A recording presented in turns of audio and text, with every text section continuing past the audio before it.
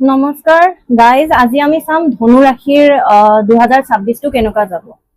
এনেতো ক'বলৈ গ'লে ময়ো ধনু ৰাশি, আৰু যেতিয়া আপুনি নিজে এজন টেৰ' কাৰ্ড ৰিডাৰ হওক, এষ্ট্ৰলজাৰ হওক, হিলাৰ হওক, আপুনি নিজে নিজৰটো চাবলৈ আপোনাৰ ভয় লাগে, আপোনাৰ ইচ্ছা নাযায়।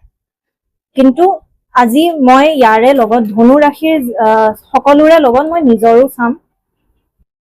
গতিকে চাওঁ আহক ধনু ৰাশিৰ কেনেকুৱা এই বছৰটো যাব, এতিয়া এনাৰ্জি কেনেকুৱা আছে ধনু ৰাশি মানুহসকলৰ, চাকৰি কেনেকুৱা চলি আছে, বিজনেছ কেনেকুৱা চলি আছে, পাৰ্টনাৰৰ লগত কেনেকুৱা চলি আছে।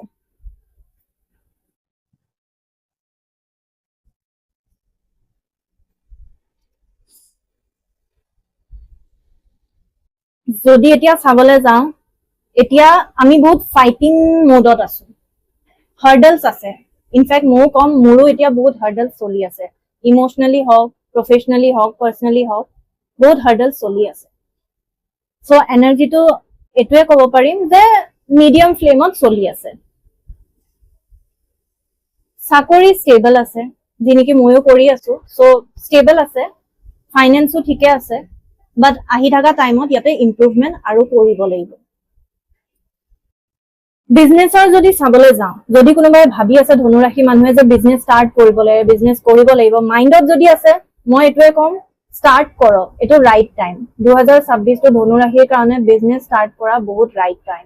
আৰু এতিয়া যদি নকৰিব, এতিয়া নকৰিলে মই ক'ম নেক্সট অহা 1-2 বছৰত আপুনি আৰু বহি যাব লাগিব।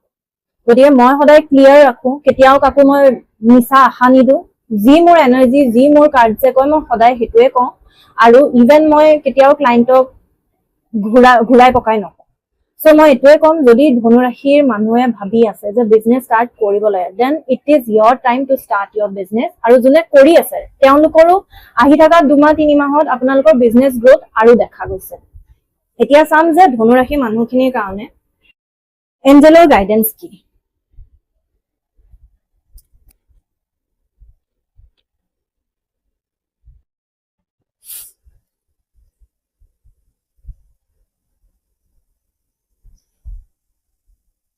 এতিয়া যি মই চাগে এখন কাৰ্ড অকল কুম্ভ আৰু মীন ৰাশিয়ে নহয়, এই কাৰ্ডখন আপোনালোকে নিজে চাই আছে ধনু ৰাশিৰ কাৰণেও ওলাইছে।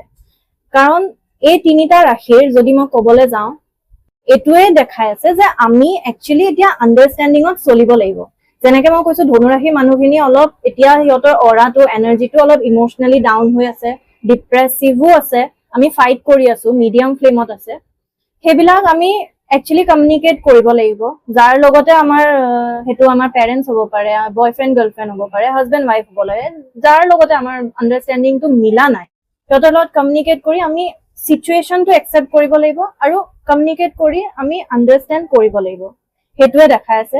আৰু একচুৱেলি আণ্ডাৰষ্টেণ্ডিং এইটো হ'বই লাগিব। ইভেন মই নিজৰ কথাও ক'ম, ময়ো বহুতো এনেকুৱা ফেজত আছো যি নেকি মই আণ্ডাৰষ্টেণ্ডিং কৰিব লাগিব, এই বস্তুটো মই একচুৱেলি একচেপ্ট কৰি লৈছো।